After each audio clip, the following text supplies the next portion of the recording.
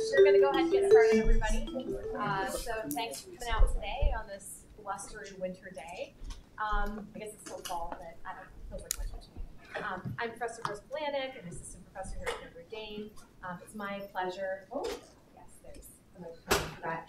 It's my pleasure today to introduce our speaker, Dr. Rachel Whitlark, who is at Georgia Tech at the Nunn School. Rachel got her PhD at the Elliott School of International Affairs at GW University, and she's published work in security studies, in International Studies Quarterly, the JCR, Journal of Conflict Resolution.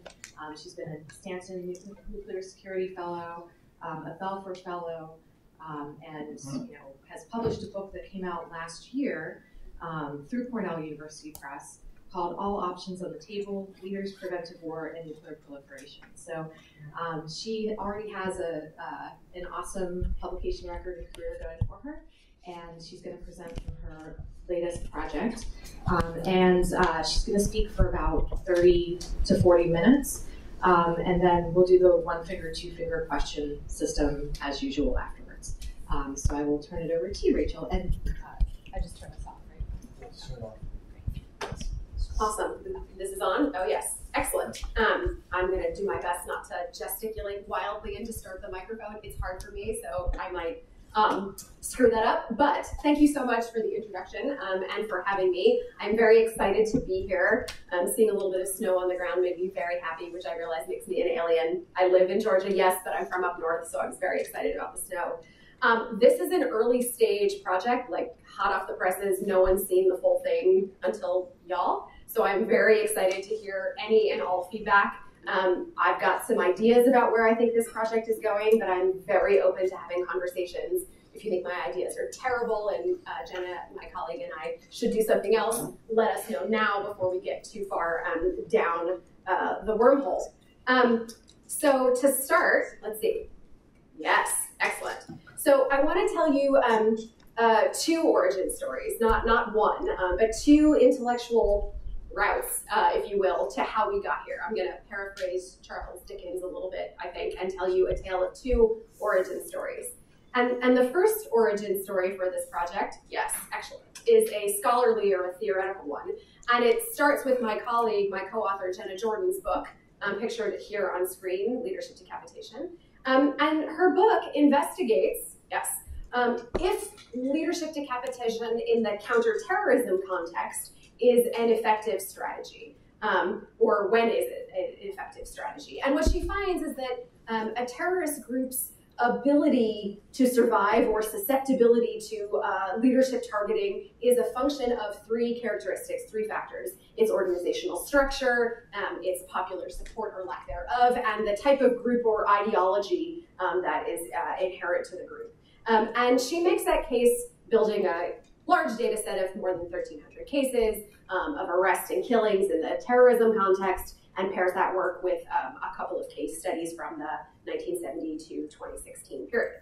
That's her book. But you also need mine. And my book, as you heard, All Options on the Table, explores variation and seeks to understand what explains variation in the use of preventive military force as a counter-proliferation strategy. And what I find, what I argue, is that actually leaders have different beliefs about the consequences of proliferation in the international system and their ability to deter some future nuclear-armed adversary from undermining the first state's national security. And those beliefs form early, well before somebody becomes national executive, but then once they become national executive, shapes their decision-making preferences and the strategies that they will pursue. To make that case, I spent a lot of time in the archives, so rely on archives and secondary sources to look at a variety of US and Israeli counterproliferation behavior historically.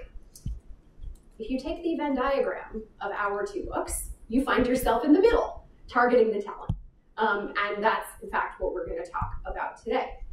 But it turns out that there's another intellectual story, because this is just the first origin story drawing out our books. And that second origin story comes from world events.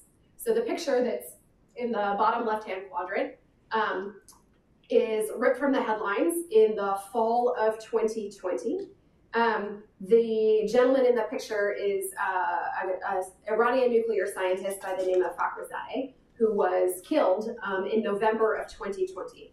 And it was this very splashy event, front page New York Times story, where the Israelis allegedly used a remote-controlled device from some significant distance to shoot Fakhrizadeh and then explode a car, and it was a whole dramatic thing. And that event caused us to wonder, do states think it's effective to assassinate nuclear scientists if you want to try and prevent that country from whom that person belongs from succeeding in acquiring a nuclear program? And we started digging. And it turns out that Fakhrizadeh is not the first or by any means the last person to suffer similar fate. So the top left-hand quadrant, the top left-hand picture, the old grainy one, is a guy by the name of Heisenberg, who was the father of the Nazi nuclear scientist who was in fact arrested by the US and allies in about 1944. Turns out there's a whole bunch of cases from the US experience in World War II facing the Nazi program. Moving around the screen to the top right-hand quadrant, this is an Egyptian national by the name of El Mashal, who was actually heading the Iraqi nuclear project in 1980, and he too met an untimely death. And we kept digging, right? And it turns out that there are actually, at least as far as we can tell, 48 cases of the assassination or the detention of nuclear scientists that suggest something interesting is happening here in this space. So we set out to explore.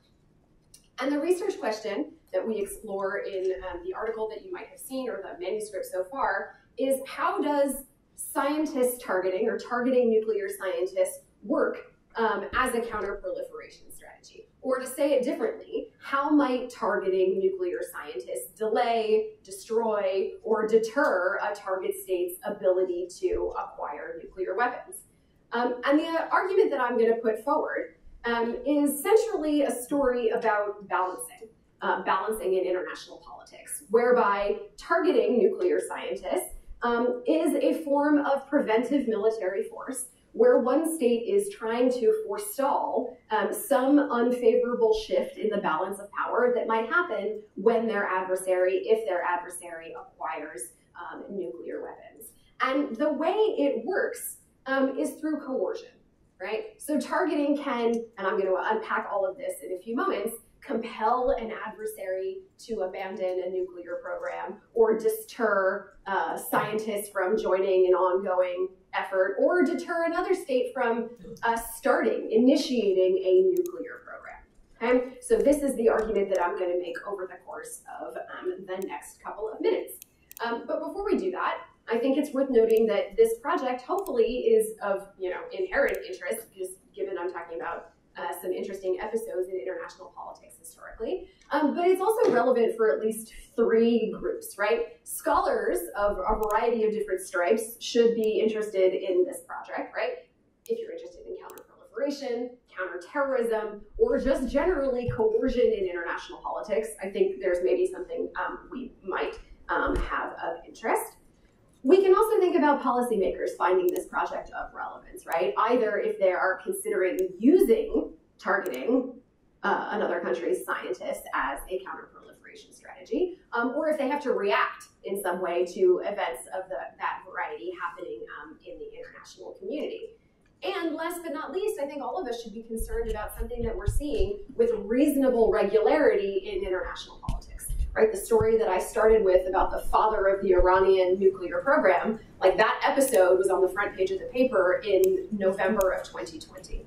And there is a more recent case from just a couple of months ago in 2022, where the Iranians again were the victim of an assassination attempt. It stands to reason that this might be something that we see again in international politics. So it's perhaps something that we want to understand a little bit better. Okay, so in turning a little bit to the approach that we take in this project, we're sort of doing 3 things simultaneously.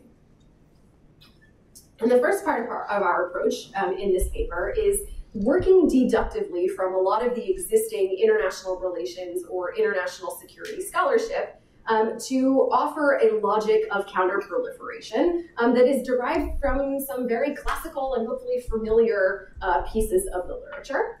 We also work abductively, looking at some of the individual observations in the case universe and trying to, what's the word I want to say, abstract from those cases. And then third, we try to assess the plausibility of the theoretical arguments we are making by offering some illustrative, small, mini case studies. I'm going to say more about our approach and how we built our data set and all of those things in the coming slides. But to spend a little bit of time unpacking the theory that I alluded to initially, I want to start by noting that, oh, that's small, sorry about that. Nuclear proliferation has potentially significant implications for the balance of power in international politics writ large. If your adversary's acquisition of nuclear weapons has the possibility of changing, especially changing in a disadvantageous way for you, changing the distribution of power in the international system, you might try to act now to prevent having to fight against a nuclear-armed adversary in the future. In this way, we can think of targeting as a type of preventive military force in international politics, where a state might try to balance against actually a variety of adversaries and undermine or prevent the eventuality of that adversary acquiring nuclear weapons and evening the distribution of power or taking advantage and surpassing the state in the first place. And generally, therefore, of course, recognizing that there are a variety of different types of preventive military force that a state might consider, generally the logic behind prevention, right, in any of its varieties, is that you're acting out of the fear of the rising other, right, and what the consequences of that augmented capability in the hands of the adversary will mean for you in that future world, and taking steps now to try and forestall or stave off that eventuality.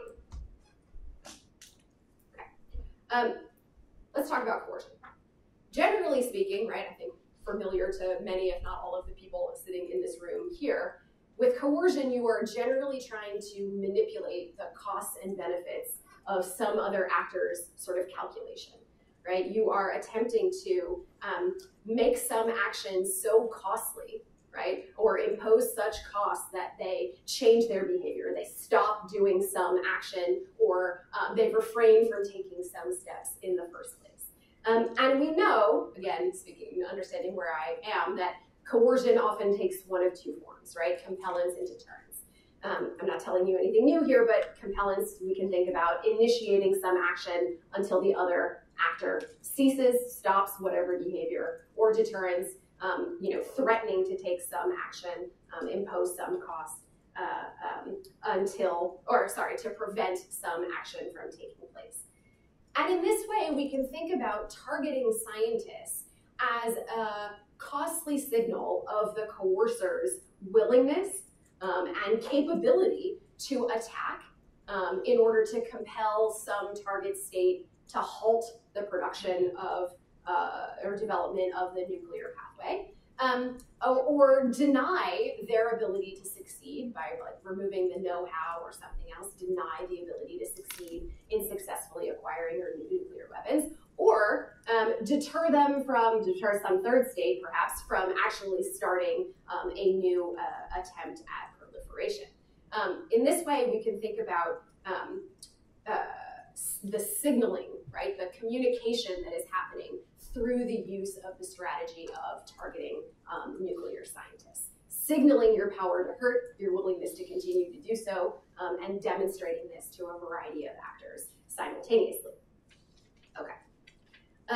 We can think about how, sorry, the screen is blocking what that says, but that coercion and compellence in particular can manifest in two strategies, either independently or simultaneously: punishment and denial, right? And we can think about denial in the targeting of scientists context, where denying happens by removing the critical scientists, the critical expertise, and their knowledge, and thereby making it more costly or more difficult for the state to succeed in its nuclear program. That could happen through delays, right? Just from a personnel perspective, if your people working on the program no longer exist, you got to get new people into that capacity. Maybe they have more scientific, equivalent scientific knowledge, but it's not an instantaneous thing, right? It's going to, at minimum, delay. It might eventually destroy the state's ability to proceed. We can think about the punishment option by contrast, where targeting can be a signal to other states, in addition to the state that's actually the victim of a targeting attack, that their own scientists are not immune from similar kinds of attacks. So in this way, we can think of targeting as signaling not only to the state whose scientists are actually being killed or attacked, but also to third parties, right? Other states who can observe these attacks and conclude something about their immunity or their lack thereof in particular, and the fact that they could themselves find themselves and their scientists victim of these programs, these targeting endeavors. Even if an individual targeting attack doesn't compel a state to abandon its nuclear efforts entirely, it might, right? There's the possibility. But in the near term, right, a state using the strategy of targeting to attack individual scientists is signaling their wherewithal, their willingness to conduct these attacks, both on the target state who's currently suffering them, but also to other third parties who might be themselves contemplating pursuing their own program. The hope here, right, on the part of the state who's actually doing the targeting, is to compel everyone to abandon or not start efforts at nuclear proliferation, thus coercing the desired behavior. There's one other element to this story, which is about the intelligence that can be gathered through targeting attacks. It has been the case historically that if you are attempting to capture or kill nuclear scientists, you may be able to benefit from the intelligence that they possess. That could come in a variety of forms, right? Either if you kill me and my computer is left behind, you can take my computer and get potentially very sensitive information about the nuclear program that they are working on. Likewise, if you arrest me, you might be able to get some of that information out of me. That information that you gather, that intelligence that you gather, could strengthen your own program, right? If my state, sorry to touch the microphone, has a nascent nuclear program, I might glean information that's useful to my own program's development.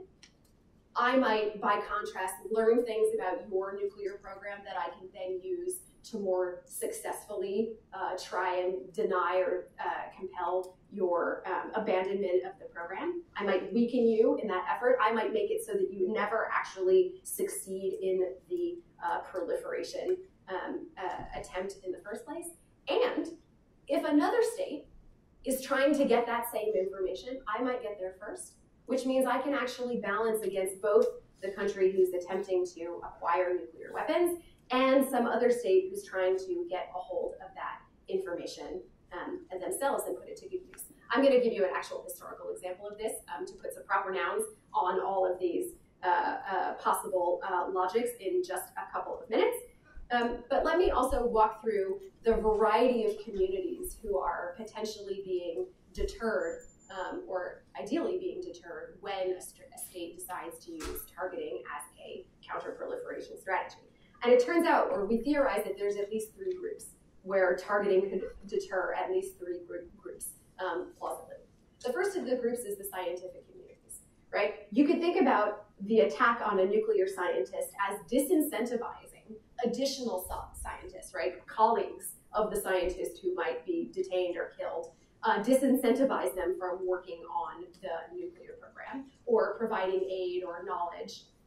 So we can think about scientific communities either in the home state or in the international community might be disincentivized from participating, joining the program. We can think about foreign suppliers, right? Either states who are providing assistance or corporations that are providing sensitive nuclear materials or know-how or some other engineering or industrial capacity to facilitate the nuclear program.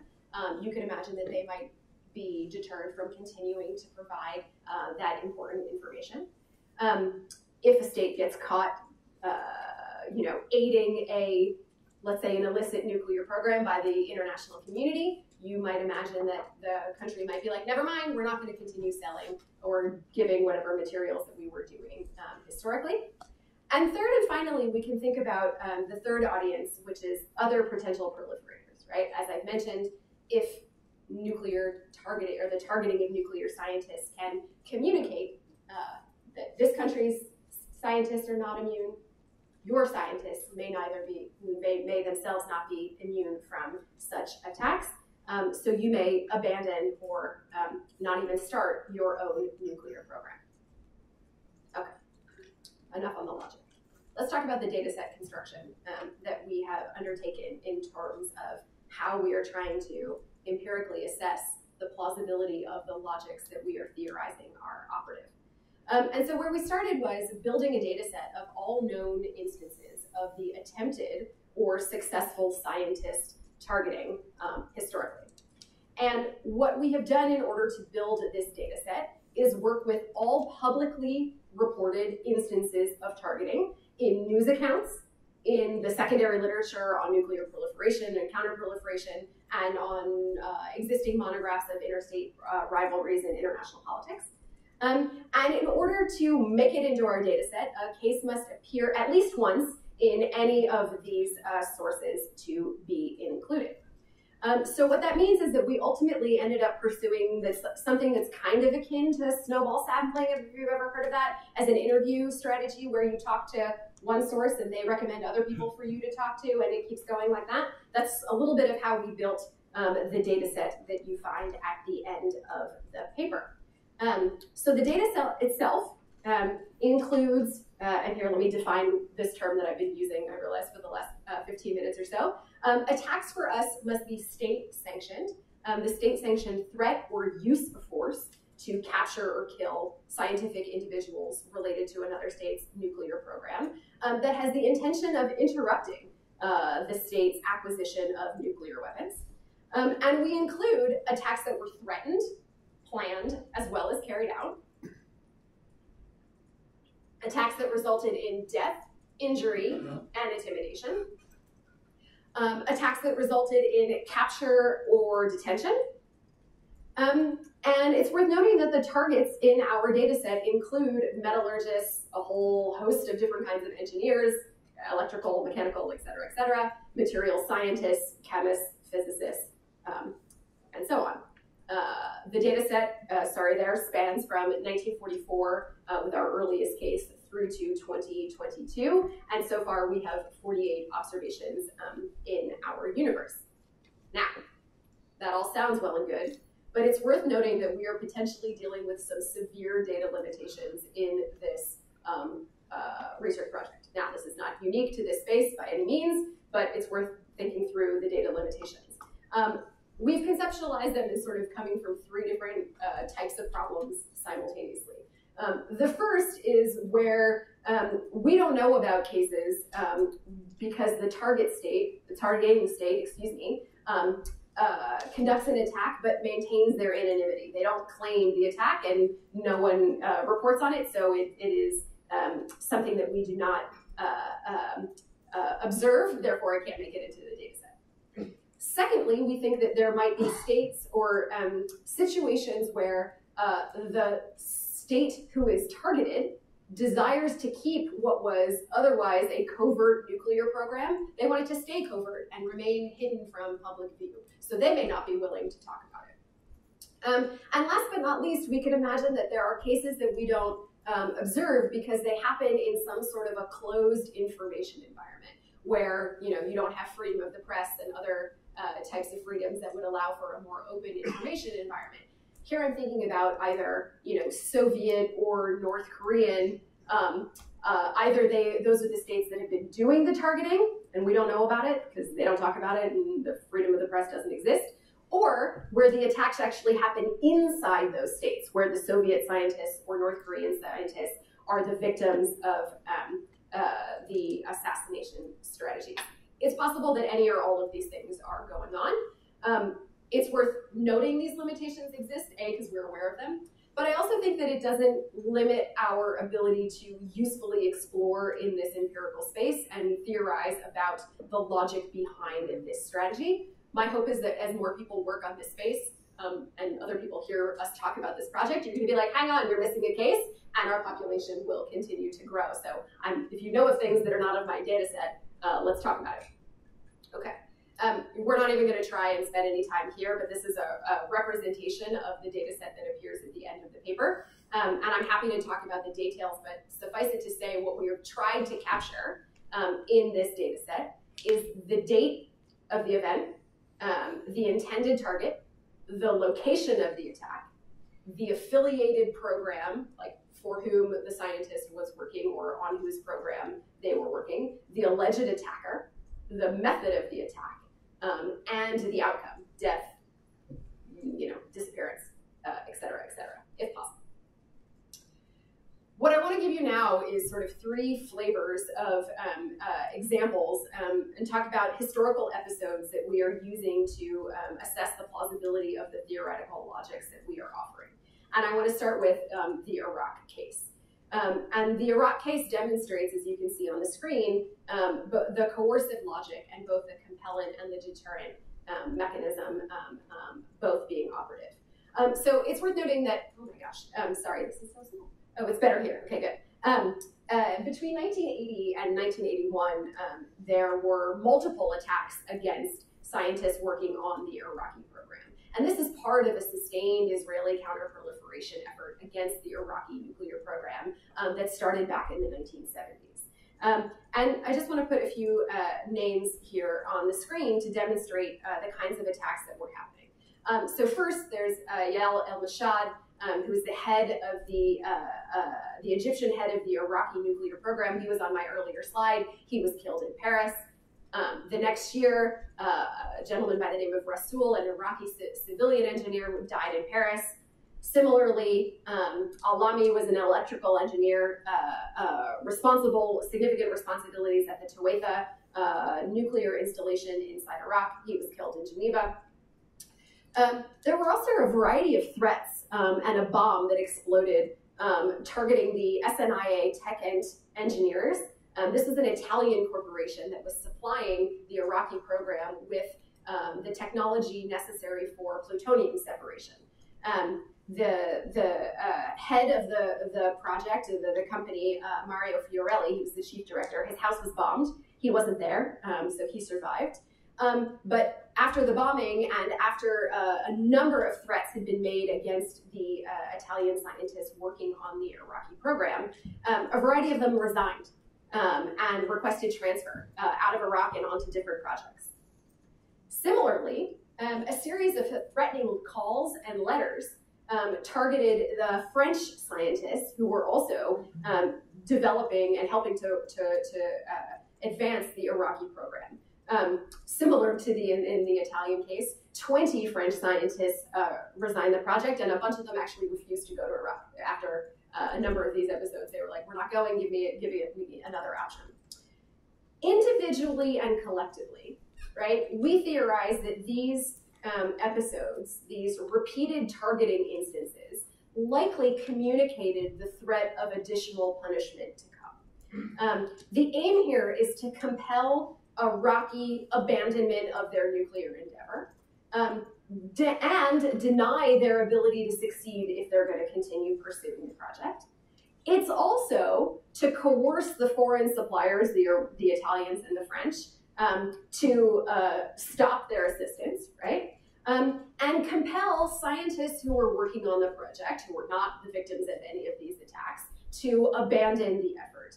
So either leave or not sign up if the job opportunity opens. You're like, no, thank you, I'm going to do something else. So we think these instances, individually and collectively, might be working to achieve those ends. We can tell you a similar story in the Iran context, again, where we can talk about deterrence and compellence being operative potentially. Iran has suffered at least, or we are aware of, I should say, 9 attacks between the 2007 to 22 period, including most recently just a couple of months ago with another scientist being killed. I opened with the story about Fakhrizadeh at the beginning, but I want to also introduce you to Dr. Shahram Amiri, who disappeared while on the Hajj in Mecca in 2009. And there are conflicting accounts here, but he either was kidnapped by US forces while he was on the Hajj, or he defected, right? Presented himself to the Americans and sought to defect from Iran. Regardless, he provided intelligence, useful intelligence on the Iranian nuclear program. Later, he would return to Iran, and he was arrested by the Iranian authorities and executed for treason. These gruesome set of stories I've got here for you. Alone or collectively, these 9 attacks we can think about as denying or trying to deny Iran's ability to succeed in their nuclear weapons program, either by removing the technical or scientific know-how, degrading and deterring the skill base such that they couldn't contribute anymore to the program's development, make the effort more costly for the Iranians, more time intensive for them to pursue, and more difficult to complete. Of course, the Iranians, to the extent that they're still interested in nuclear weapons, haven't gotten to that point yet. They also haven't abandoned the effort entirely, at least as far as we can tell. But it's possible that over time, the cumulative effect of these attacks, especially if you can imagine if Iran does decide to return to active weapons proliferation, they may continue. Potentially, that could be the ultimate compelling result, causing them to abandon their nuclear efforts. One more story. And this one comes from the World War II experience. And so I want to tell you about the Alsace mission, which was part of the American Manhattan Project. And the mission for the Alsace team was to gather intelligence on the Nazi German nuclear endeavor. So they were tasked, the members of the team were tasked to report on the extent of the Nazi German development, the capabilities that they were putting together. And in the spring, or in the 44 to 45 period, the Alsace team successfully captured and interrogated a variety of critical scientific assets, key scientists in the Nazi nuclear endeavor, interrogating some of the most senior members, including Werner Heisenberg, who was the theoretical physicist and also the chief scientist of the nuclear program. The mission and the interrogation of this collective of individuals led to considerable information that the Allies were able to gather on the extent of the nuclear program. It also led to the capturing of a sizable amount of uranium ore that the Americans actually shipped back to home and then put to good use in their own nuclear endeavor. Arguably, there were 3 outcomes or 3 parts of this mission simultaneously, 3 purposes simultaneously. The first is to just gain knowledge about the extent of the Nazi nuclear development. And it turned out, actually, after this mission, the Allies realized that the Nazis were actually not nearly as far along as we had feared. It was also part of the mission to try and gain knowledge about the program itself, to be able to try to deny the Nazis the ability to succeed, perhaps deal the program a fatal blow. But there's a third part of this story, which was about the Soviet Union, right? And the Soviets were at the same time trying to learn about the Nazi program. They were also building their own nuclear bomb effort. So the Americans, the Allies here, were trying to not only balance against Nazi Germany, prevent them from succeeding in their own nuclear endeavor, but also prevent the Soviets from learning critical stuff that they could put to good use on towards their own program, prevent them from getting those scientists, getting the requisite information, and taking advantage of the know-how, the knowledge, the intelligence, the materials, etc. All right. To wrap this up so we can get to the conclusions and all of the questions that you are going to put in front of me. What I have offered today and what we have attempted to put forward in this paper is a theory-building effort attempting to demonstrate the coercive logic of counterproliferation, which is focused on compellence, deterrence, and balancing in the nuclear realm. Thank you. Targeting scientists is one way, just one way, not the only way, to coerce a rival.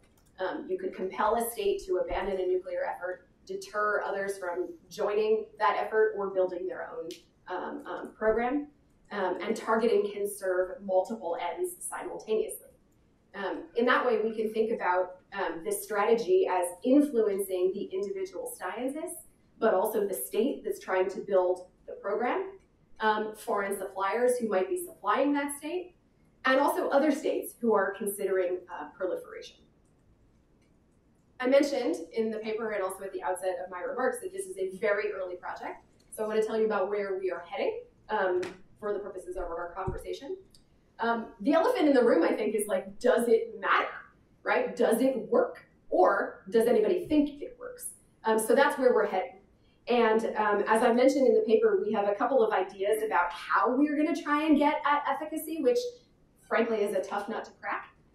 But we're going to try, because these are often long cases. If we think about, the 15 or 20 years in which the Israelis allegedly have been targeting the Iranian nuclear program, that presents the possibility of within-case variation, both on the state doing the targeting side as well as on the target side. So we're going to try and see whether or not, there are decision-making records on either side, maybe not in the Iranian context, but potentially from the Iraqis or others, decision-making records on both sides of the dyad to see how states are actually thinking about this, and also to see whether or not we can try and map any of the targeting episodes to later changes on the ground, right? We know that, for example, the Iraqis switched at a certain point in their nuclear history from pursuing a plutonium path to the bomb to a uranium path. Are there other changes on the ground that we can observe that we can try to map to some of these targeting episodes, etc.? There's a related question here about the conditions under which states would or might consider opting for this strategy, right? Why one administration might use it but another might not, or why you might pursue the targeting of nuclear scientists in conjunction or in succession, maybe, to other kinds of counter-proliferation strategies. That's another thing that we're thinking about. And we're also wondering why the universe as it stands is the way that it is, right? If targeting nuclear scientists is either an effective strategy or perceived to be an effective strategy, and maybe it's also a low-cost counter-proliferation strategy, how come there's so few cases, right? 48 is not really that many cases, and why is it just seemingly the Americans and the Israelis that are using this strategy? By contrast, if it's not an effective strategy, or no one thinks it's an effective strategy, what are the Americans and the Israelis doing? Because then 48 cases is actually a lot if it's not a useful strategy to pursue. So we're trying to think about pursuing both possibilities. If y'all have other recommendations for other directions that we should take this project, I am absolutely all ears. Let me leave you with one other notion, which is about the implications, potentially, that we are touching upon with this work. And I think it's worth highlighting that there are three potentially counterproductive or counterproductive consequences to the use of targeting that might actually disincentivize its use. The first comes from the counterterrorism literature, right, which has spent a lot of time talking about the martyrdom effect after significant or dramatic leadership targeting episodes. Especially if scientists are seen as civilian non-combatants, right?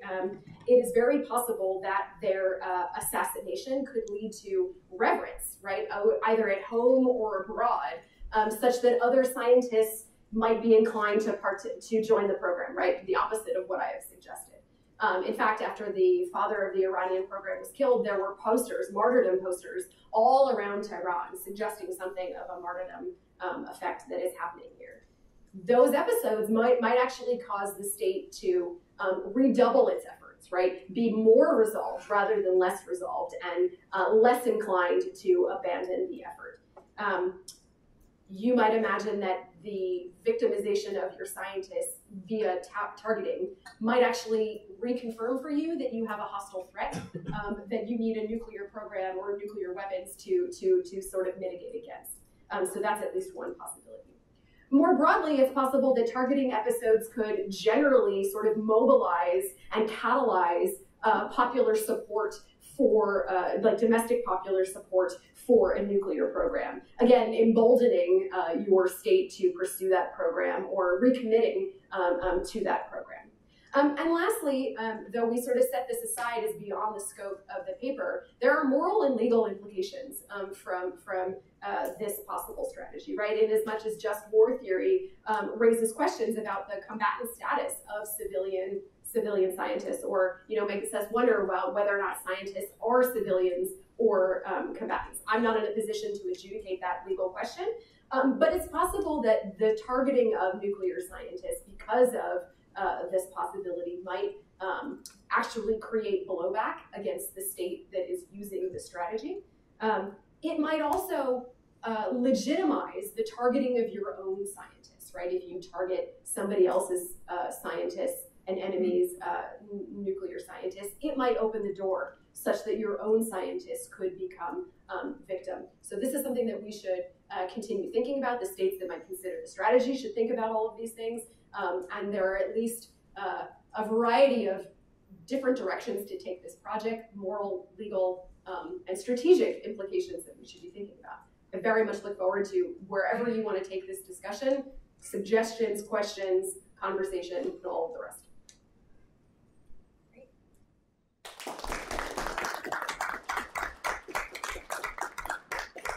Thank you so much. So, Mike Dash, kick us off. Hi, and my apologies for coming late. Bad example. I had 3 questions, I think. The first is, I was a little bit confused about the your use of coercion. I had this, there were 2 problems. First of all, because you're talking about uses of force in a lot of cases, what's the difference then between coercion and, war fighting? And I was having a little bit of trouble with that. The bigger problem, though, was you were actually making what seemed to be a coercion argument and a bottleneck argument, which are different. Bottleneck argument is basically you find the key node, the ball bearings or whatever in strategic bombing in World War II, and you win the war that way. And that doesn't seem to me to be coercion. Now there are clear cases of coercion, in the data set you talk about the efforts to scare away Italian and French foreign partners. But some of these other things seem more like you're actually fighting a war. So the question is, maybe you can clarify that, or maybe the hanging this all on coercion is not getting you where you want to go. So I sort of throw that out there. Second thing in your cases, I was wondering, the German atomic scientists, what this bought you. It seemed a little bit like apples and oranges because you were closing the barn door and the horse hadn't even left. And so, maybe you could say you were trying to coerce the Soviets, but we weren't really. We were trying to cut them off from any useful information. So I really wondered whether, those are interesting cases, but they don't seem to be cases of what you're talking about. Those are somewhat critical and maybe not particularly helpful comments, so I'll try to make a positive or helpful comment. But what I was thinking about, and this may seem crazy, but I'll still throw it out there. I was reading this paper as an exercise in how you could use the infrastructure of proliferation, and particularly scientists, to deal with the proliferation problem. And the obvious one is the one you talk about, which is killing them. But I started thinking, aren't there other things that we've done historically to try to deal with this group that are actually have the same outcome, or the same intended outcome, but a very different mechanism? I thought about Nunn and specifically the effort to buy or employ out of work Soviet nuclear scientists precisely to forestall the proliferation problem. And again, it could maybe fit in this framework of, are you actually removing the node or are you providing incentives, either positive or negative, for the nodes to behave in a different way? It'd be a broader project, but in a way, it'd be at least in my first read of the paper, a more counterintuitive way of dealing with a bigger problem. It also gives you a much larger series of cases. But it was a fascinating paper, and thanks also for the talk. Awesome. Do I get to? Yeah. Awesome. So thank you so much. And I mean, we're academics, so this is supposed to be a critical conversation. Also, this is a brand new project, so like all the things. I actually see your comments as pushing in a similar direction, but for two different reasons. And both your comments about coercion versus bottlenecking, or maybe coercion versus brute force, which was sort of the first part of your comments, and then this question of sort of scientists as the way to deal with proliferation or counter-proliferation. Let's set the Nazis aside for a second.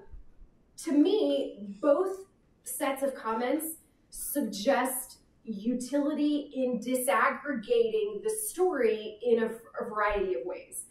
The latter comments about Nunn Lugar trying to employ scientists, etc., to me suggest a useful exercise in disaggregating where in a program's trajectory are you intervening with the scientists, right? Because it stands to reason that you might do something if, the Soviet Union has the nuclear weapons and then the scientists all now are like unemployed. What are you going to do with them? Versus a situation where the program is in development, it doesn't exist yet, and you're trying to coerce both the scientists away from working on the program and the state away from their nuclear endeavor. So the tactics or the ways in which you target the scientists may vary if we disaggregate the sort of program timeline and think about where you are, or where the state is, where the adversary is in their trajectory. I quite like that idea. The second thing, the other disaggregation that I was thinking about is coercion versus bottlenecking, or conflict, coercion versus more brute force type logics. And I think that is also potentially, thinking on my feet here, that may be about who the target is, right? The suppliers, scientists, the supplier countries potentially are more appropriate for coercion, right? But the adversary where you are trying to actually destroy the program in formation, which you're not trying to destroy the Italian company or the Italian state, right? Maybe you take a more brute force approach. So I quite like the disaggregation of brute force and coercion and the historical timeline, or where the country is in development, to think about, getting further specific and disaggregating what's actually happening. Because we've been trying to juggle the multiple audiences and the multiple kinds of targets one might have simultaneously, and this could really, I think, help us do that. So I'm going to say thank you. The other thing I will say is that we have struggled since we first learned about the Nazi program and the Alsace mission with knowing what we should do with it, including not included in the universe or included in the universe. I'm a little bit reticent to set it aside for the reason that the horse wasn't even out of the gate, in the sense that the Allies didn't know that. So we can only know that in hindsight, right? They didn't know at the time that the mission was happening and being planned, that they were going to figure out that the Nazi program was far less developed, right? We only know that sort of after the fact. So if I think I'm interested in trying to disaggregate what the motivations were of the Americans at the time. And there, I think also getting back to the brute force versus coercion, here it may also be a question of your target, Nazis, Soviets. You want to do different things, although maybe not, if ultimately we would have preferred that neither party got nuclear weapons. So I'm still wrestling with whether or not to include them in the universe, but this disaggregation might help us do that. So, thank you. Kat. Yes. Hi. Hi. Thank you for your talk and for the paper. So in the paper you mentioned that a lot of these topics of ethics, international law, these other considerations, other potential targets could be, entirely separate projects. But personally, I would have loved if you had included, something about what this risk-reward calculus would entail. So how do you balance ethics and international law with the potential benefits to the targeting state? But then also, how do these more traditionally defined military personnel targets or nuclear infrastructure fit in relative to the scientists themselves? So, what's the benefit of targeting an individual scientist versus taking out a nuclear reactor or shutting down a centrifuge factory? Sure. Great. Reactor versus scientist. Okay. So I think I want to say two things. The first is my hunch, although I haven't done this part of the project yet, so stay tuned. My hunch is that the ethical considerations and the moral considerations will play more of a role when we get to trying to understand the decision-making, the conditions under which some states use this strategy or not use the strategy. It's possible that ethical or moral considerations could be part of that decision-making calculus, and then it will come fully into the project. However, my book tried to think about what role moral and ethical considerations, the legality of preventive war or the lack thereof, might be one of the checks or one of the parts, the facets of the cost-benefit calculation that states undertake, pushing them to not use preventive military force against the reactors and other sort of more physical infrastructure. And the historical record just doesn't bear out that that is a major driving force of states' calculations. So I'm both aware that this may feature more prominently once we turn to the efficacy side of the story and try to figure out the conditions under which certain states will deploy or not deploy this strategy. But I'm also suspicious that it's actually going to play that much of a role, despite what our intuitions might suggest should be part of the story. I'm not sure that it will be borne out. The second thing is your question about the relative benefit of targeting a reactor or some other form of physical infrastructure versus an individual scientist. And in general, I think the question of efficacy is going to be, centrally resting on the nature of a particular program. Does it have one central node, whether it's human or infrastructure? If you've got one central node, if you have a very centralized program and that central node is attacked, it's going to be more consequential, right? It'll be a more effective strategy because it will be more consequential to your program.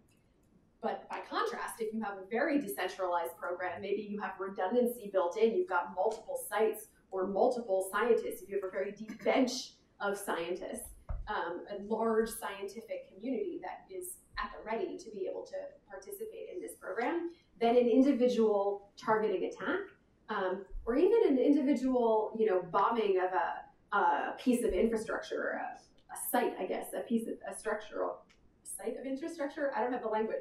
We're going to go with that for the moment, right? Then it will be less consequential. But I guess on some level it depends about the nature of the program, and I'm anticipating that when we turn our attention here, the relative effectiveness of any particular attack is going to depend on the nature of the program, how broad, how deep, how much redundancy, et cetera, et cetera. Flint. So I'm first working as a conduit for Fritz. So if Fritz has the ability to speak, would you like to give your question, Fritz? If not, I'll read it. Okay, sure. No, I'll be glad. Great. I'll be glad to. Okay. So your paper and your talk, they're quite interesting. It's all well presented. However, you've mentioned in your paper and in your talk the database issues. And I suspect you may greatly underestimate the means of coercion that have been brought against scientists to undermine or stall nuclear programs. So I fear that trying to put numbers to your study that are unreliable could be problematic. And there are two ways in which I want to break that out. And the first is, I think the numbers are based too much on dramatic public cases. These are the ones that get the attention and skew the database. What about all of those cases you never hear about? Is it not unreasonable to expect that they dwarf the dramatic cases that you present? And that is those nuclear scientists, the intelligence assets get to, and they use the more mundane methods, the mice methods, to dissuade the scientists, and mice being the term for money, ideology, compromise, and ego that the intel community loves to throw around. And then the second issue on the database, and this might have been, I did not hear Mike Desch's question completely, but he was talking about the German scientists. And this comes up in my second point, and that is, would it not help your database if you break out the numbers of scientists in your 4 entries of the 48? And that's numbers 23, 24, 28, 31. Because you've clearly broken out the 14 German scientists in your database. So why not try to break out as best you can those other 4 scientist groupings? Now, the interesting thing is, I don't think this necessarily undermines your research at all. I mean, it puts limitations on it if there's not a reliable number database. But you clearly are addressing a very contentious issue. And then, because it is so contentious, now I will really reveal my bias. I taught just war theory at Notre Dame, and relating to nuclear issues back in the 80s. And I'm, needless to say, wrapped up in just war theory still, even to this day. So as you go forward, I think that is a great, it will greatly, or make your study all the more valuable as you bring that into it. All right, thank you. Excellent. Thank you for that, and I hope I can come calling when the time comes for us to engage more deeply on the just war theory, if you'll let me. Sure. Excellent, thank you. So I stand in agreement, I think, that an attempt to do anything resembling a statistical correlation is going to be very, very difficult, if not potentially entirely ill-advised in terms of, you know, some of the data limitations or even the more extreme data limitations. So I think what we are, at least for the moment, anticipating is a more qualitative process tracing sort of decision making, both on the targeter side and target side, to try and assess both the logics of coercion and or brute force, and also the potential efficacy thereof. So I think I agree with you. I'm not 100% sure I followed your comments on breaking out, I think it was number 23, 24, 31, and 38. Could you clarify? Yes. Okay, those are the ones that are your groups of scientists. 23, no, let's see. 23, the French scientists. 24 is the Italian scientists. Oh, I 28. See. Yeah. Mm-hmm. Okay. Yes. Yes, and so, yeah, those 4, because if you're talking 1 or 2 scientists, that's one thing. If you're talking 20, 30, 40, that's another. And then that actually, your examples are great. And I like the fact you have all these examples in there. They're fascinating. They really are. But that tells you something if all of a sudden whole groups quit as opposed to the 1 or 2. Sure. So that's it. I'm done. I'm leaving. Excellent. Thank you. I really like the suggestion, and I think we should do that. Did you have questions? Thank you. Yeah, I also had Well, thank you for your talk. So my question is, has the use of assassinations been done for other technologies, and if not, why?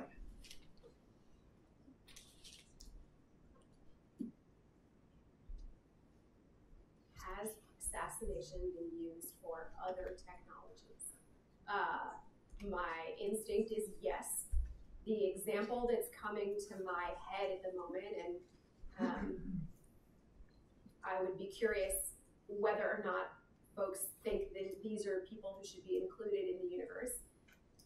Missile scientists have been, and also from many of these cases with which we are now familiar given the current paper, there's a whole host of assassinations that have targeted missile expertise.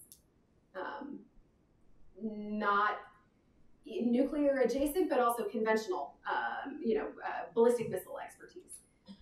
I have an open question, and I would love people's thoughts on this about whether or not that's a population that should be, especially if they're working on or adjacent to a nuclear program, whether or not like an Iranian missile scientist who's working, who's assassinated, whether or not they should be included in this data set. So yes, and should I include them? If a question back to you, I don't know if that's fair. Well, I don't know, but I will ask, why did you choose not to include them? Mm-hmm. Yeah, so this is a live debate that has happened between my co-author and I. And I think there's, is it one answer or two? I'm not sure. I am personally worried about like a slippery slope, where the phenomenon that we are interested in, the adjacent phenomena, it no longer becomes about counter-proliferation, at least in the way that we're drawing so heavily on, the goal here being about counter-proliferation, right? And we've, hung our story centrally about balance of power and changes in the balance of power that happen or could happen when an adversary acquires nuclear capability. And I think I'm worried, maybe unnecessarily, but I'm worried that we get away from that, just like a regular old missile scientist, right? I might get away from that counter-proliferation logic. So I might not be true to the phenomenon I'm trying to explore. If people have thoughts on this, I want to hear them. It seems like we do. Two finger? Yeah.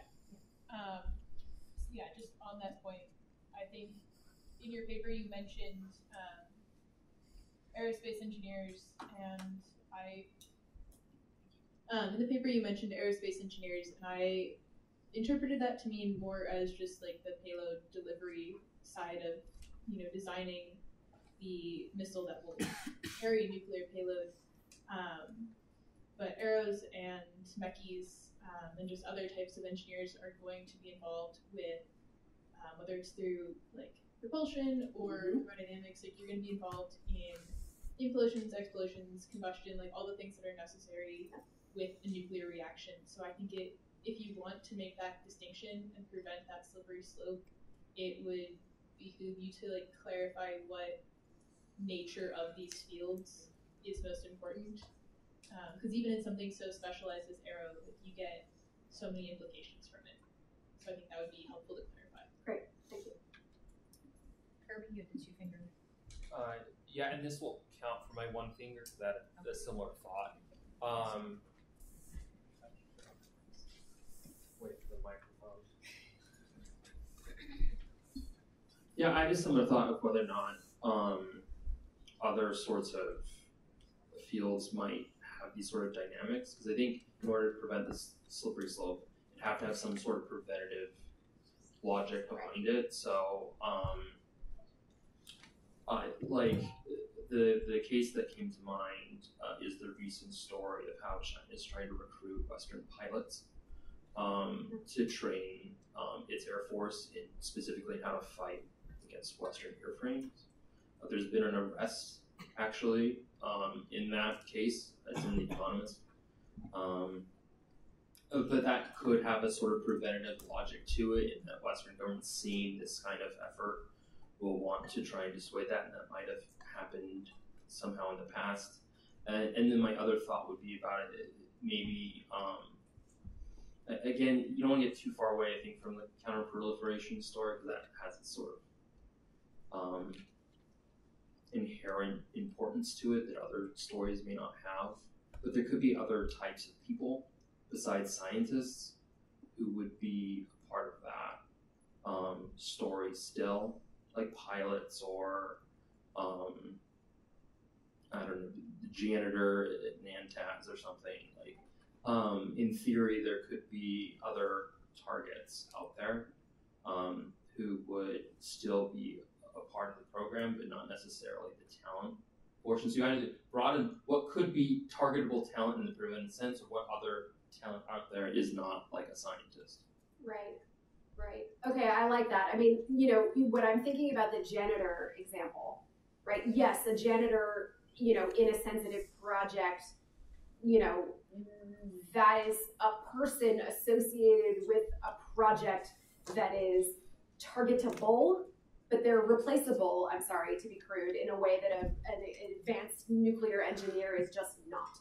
And so when we're talking about the consequences or the efficacy of a particular attack, a janitor is very different from killing, you know, an advanced aerospace or mechanical, whatever, a scientist with that super specific knowledge. So I feel pretty strongly that, like, the janitor doesn't count. The pilot story is not one I've seen, and you said The Economist, is that right? Yeah. Okay, great. I'm going to go and check that out. Thank you for that. Just this last month. Just this last month. Excellent. You know, it could be prevention, right? In as much as you're trying to, you know, augment your capabilities for fighting against in some future conflict, but it wouldn't be counterproliferation, right? So I think I land exactly where you did, which, you know, there may be a wider aperture for prevention, but it's potentially useful to continue narrowing the story to counterproliferation, because I don't think we're interested in a counter-innovation project, because that becomes massive, right? Then you're really talking about any kind of, you know, it could be any kind of industrial espionage or any kind of espionage with, you know, high tech that you might want to use or prevent somebody else from getting it. And, like, I don't think we want to go that far. I'm seeing some eyes in the back of the room are thinking maybe I should go that far. I should go that far? You want to counter, like countering innovation project. But where does it stop? I'll wait my turn. Well, Okay. Your turn is actually next. So Then I won't wait my turn. I've opened the door. Middle fingers to the haters. I'm strong. Hey Rachel, I'm Joe Parent. Nice to see you. Meet Long you. time listener, first time caller. Love your show. I hate to say this about something that involves people getting shot in the head, but I think it's a really cool project. So getting into Kirby and Cad and Flint and Fritz tying this all together with your point, like, should I go to industrial espionage? Yeah. Hell yes, you should go to industrial espionage. Not to do all industrial espionage incidents, but your game tree about the decisional calculus involves this. That's what you're doing. So you can say, I can't look at everything for scope conditions, and I'm going to crop it at these things. But if you want to look at this in analytically honest fashion, you have to look at these roads that you can't travel all of them. According to Steve Pincus, right, the 17th century is you can't talk about great politics without industrial espionage sponsored by great powers. That's what they're doing. This is one of those things you can do that's industrial espionage. You can buy off a bunch of talent. You can give them misinformation. You can play the Bob Jervis game with them. There's a bunch of things you can, Irving Goffman games. There's a bunch of things you could do. But if you're going to crop the scope, I think Fritz is right. Like, I think you're missing a bunch of stuff there. If you're going to do this right, you got to do it to death. Cool. The other thing, though, that was my actual point was, fundamentally don't agree with your argument. And I like balance of power theory just fine. It's good. I don't know that it's this good. This goes way too far. Like when I think of what balancing means, it's like, oh, you spend more money on defense, I'm gonna spend more money on defense. Oh, you got a tank, I'm gonna get a tank. Not like you have nuclear weapons, I'm gonna kill you. That's not balancing. That's shooting people. Well, okay, so at a fundamental level, like what is balancing really about? It's about flocking to the side of the weaker. Not one of your examples does that. Not one. Now maybe you have them in your 48, but there is literally 0 instances of balancing on a textbook definition in your data set. Okay. Now you can say, all right, I'm going to loosen the definition. It's going to be about shifts in the balance of power and nuclear weapons bring power. You can do the Desmond-Montero thing with that, and that's cool. But that's not really balancing and obscures what I think you're probably going to eventually get to, which is this isn't about balancing, this is about dominance. And the cases where this is used tends to be about regime change. And this is about people who are dominant wanting to maintain their dominance or retain their dominance. It is not about balance at all. Now, I could be totally wrong about that, but that's just my hot take on what I saw just now. But I love it. It's awesome. Awesome. Thank you. I just have questions. I have questions in response, which is, I don't know if I'm allowed to do that, but I have questions. What happens if the data collection continues and it is no longer a story of the strong targeting the weak? Interesting. So, I mean, like, what happens to the dominance story? then it's wrong. Okay. I mean, I don't know what the answer is. Yeah, right? no, I The don't data either, you presented, you can have a balancing hypothesis and you should test it. Yeah. But that's why you make the horses run. Totally. And it's not, your logic is not consistent with your evidence. That's the only point I'm making. I'll take it. Thank you. Harrison is next. Yeah, kind of somewhat related. When I was looking at the cases that you presented and also the cases in the database, does it not make sense for it to be more balancing a threat rather than balancing a power? Insofar as you're seeing like particularly geographic proximity and aggressive intentions as seems to be a commonality throughout a lot of these cases, Israel, Iraq, Israel, Iran, whereas like, I don't know the case as well, so, but China's nuclear development program seems like Soviet helped them to some degree, and then the United States was kind of caught off guard by it to some degree. But when it happened, for the most part, it didn't seem like there was a lot of attempts to stop it, and at a certain point it became acceptance. But I guess to the end, would this be more of a case of threat, or am I just kind of completely off base on that? I don't think you're completely off base about it. Both, I had the same thought that I emailed my colleague as I was coming here. I was like, I think we've overdone the balance of power stuff. And I actually think your question jives with what Mike was saying before about the coercion versus brute force. And I think like being more deliberate about disaggregating across the, like what actually is happening. Are we threatening this? Are we actually using a particular strategy? Will help clarify. So I actually think you're onto something about the threat, balance of threat as opposed to balance of power. I also want to quibble with your description of the U.S. efforts against the Chinese. Read my book. I can't believe I just said those words. I've never said that out loud before, but the Kennedy administration gave serious consideration to stopping the Chinese program. On this point? On the last point, Fritz had something he wanted to ask. Like Fritz might not hear it. It's weird, but yeah, it goes back to your database real quick, but it ties in to all these points that are being made, which I agree very much with many of the points. You're getting some superb suggestions, and it's this: your database already has non-nuclear engineers in it. Gerald Bull was killed because he was developing a high-powered artillery piece. His expertise was artillery, not atomic or nuclear anything, from what I know. He was trying to put a satellite into space, but he got very close to the Iraqis. And when he was murdered, in fact, there are thoughts it was South Africa, Chile, Iran. The suspects are multiple. But again, to the best of my knowledge, he did not have any real nuclear insights or atomic insights. It was strictly his idea of using artillery. He was developing a super high-powered piece of artillery, whether it be for space, and I'm sure the Iraqis were probably thinking, well, fine, we could launch a nuclear device that way. So that's the problem. The other names in the database, I'd have to look a little more carefully at, but I would suspect there may be others who were like Cool. Not necessarily atomic or nuclear engineers. Awesome. I'm really appreciating all of these suggestions that are not strictly speaking in a quantitative sense, growing the end, but if there's more we can do with the stuff that we found so far by opening it up a little bit more and looking more broadly to include space folks, missile folks, all kinds of military innovation. I'm still new to learning about this innovation thing. So thank you. You is next on the list.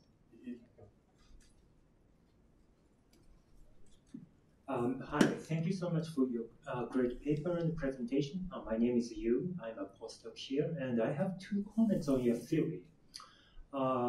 First, different outcomes of targeting may have different signaling effect. For example, successful operations may have positive coercive effect, whereas failure may have a negative or weaker coercive effect because failure demonstrates the perpetrator country's incompetence. Furthermore, success in different operations may have different coercive effect.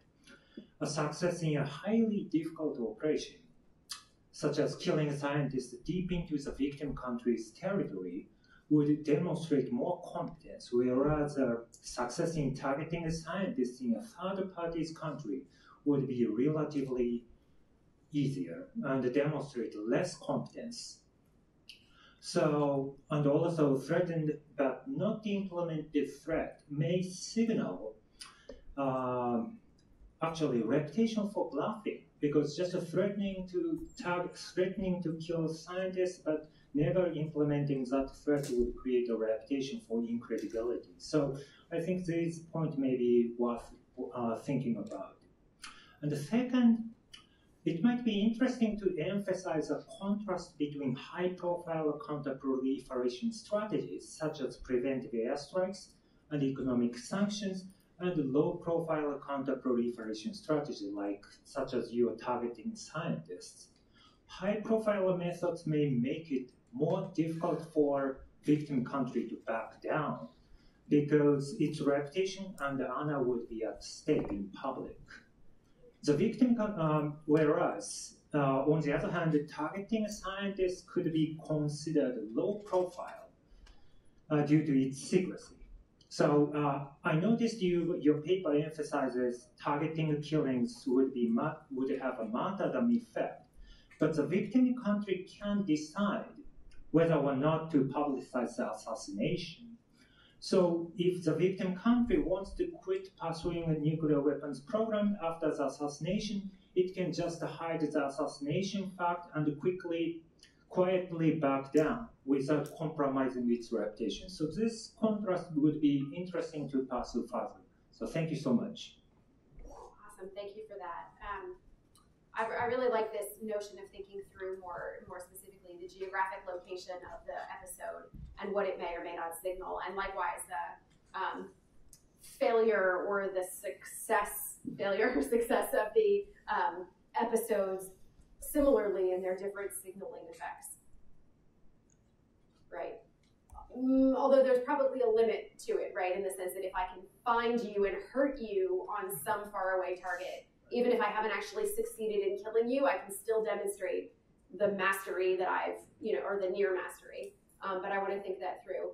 I'm less sure about the high profile, low profile distinction in terms of the ability to back down, because I think in either circumstance, whether it's a more high profile, a destruction of a nuclear reactor, or a lower profile, to use your categorization of a targeting attempt, in either instance, a state who's the victim of that strategy could choose not to publicize it. So I'm thinking about the 2007 instance where we now know that the Israelis destroyed a Syrian nuclear reactor that no one knew about except them in the desert in September of 2007.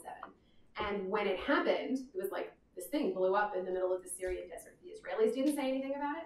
The Syrians didn't say anything about it. The Americans who knew about it didn't say anything about it. And it was not for a number of years, like 5 maybe, until it started to come into the conversation, and there are some more substantive accounts, and the Israelis started talking about the thing that they had done. So I think, I'm not necessarily sure that the high or low profile, I'm not sure that the strategies are so different in some sense, which truthfully is part of why we talk about this as a type of preventive war, but a different type. But I'm gonna think more about this, so thank you. Okay, so we have 8 minutes left and we have 4 people on the list. So yeah, so why don't we gather some comments and questions and then you can answer them, and then if we have more time, we can gather some more if there's more. But so I have Ryan, I have a gentleman over here, Kevin, Dan, and you, sir? Okay, so Ryan, why don't we start with you? So 5. We're gonna do it. Thank you. I'll be quick. I had a question about your application of coercion. In many cases, scientists are susceptible to influence, as in how their research will have positive or negative impacts or effects, and if they should continue the research. You mentioned also a difference between brute force and coercion, and this may open the door for effective information operations, which could be used to coerce a nuclear program to cease or fail. It would also be an alternative form of lethal or non-lethal coercion. I was wondering, has your project looked at cases or possible uses of information operations or information warfare as a means to coerce scientists to abandon a nuclear program? And would this broaden the amount of cases you would look at in your study? Who's next?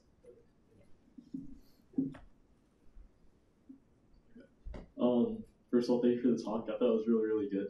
I just had a question out of curiosity. So like, recently, like one of the head missile scientists in Taiwan was found dead, like in a hotel room.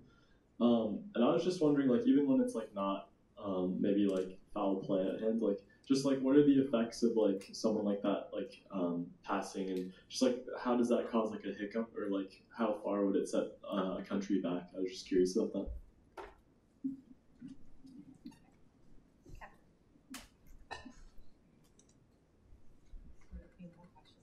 Yeah, I was just wondering. I'm sorry. Yeah, okay. So yeah, in your definition, you mentioned that an attack is a state-sanctioned attack on scientists with the intentionality of disrupting the nuclear program. I just wonder, given the secrecy that surrounds these type of events, how do you establish intentionality?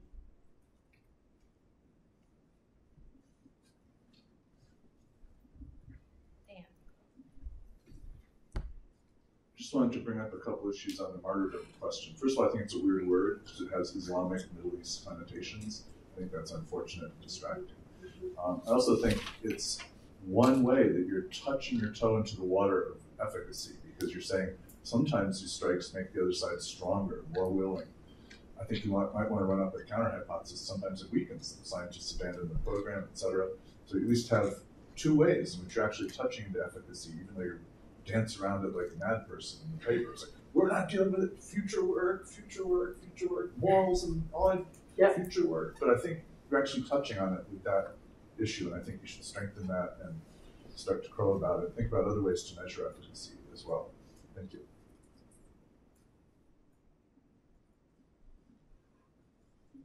Hi, Rachel. One quick comment on your table, your cases. Have you thought about perhaps categorizing whether they were cases of coercion? Because you have all the data back there, but it doesn't really tell me, were they meant to compel, were they meant to deter, were they meant to coerce?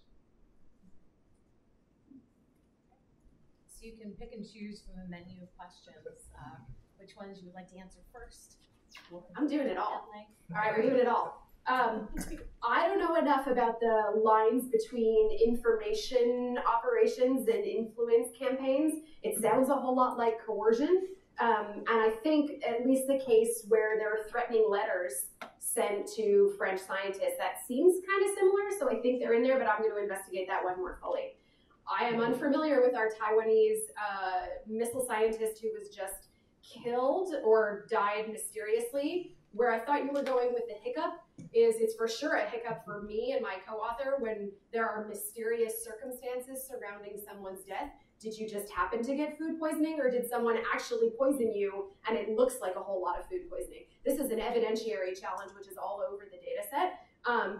In terms of what it will mean for the Taiwanese missile program, it's going to depend a whole lot about what the rest of the missile program looks like, what the bench, what the depth is of the scientific or missileer capacity is in Taiwan. So it's going to depend a whole lot about the nature and the extent of the program.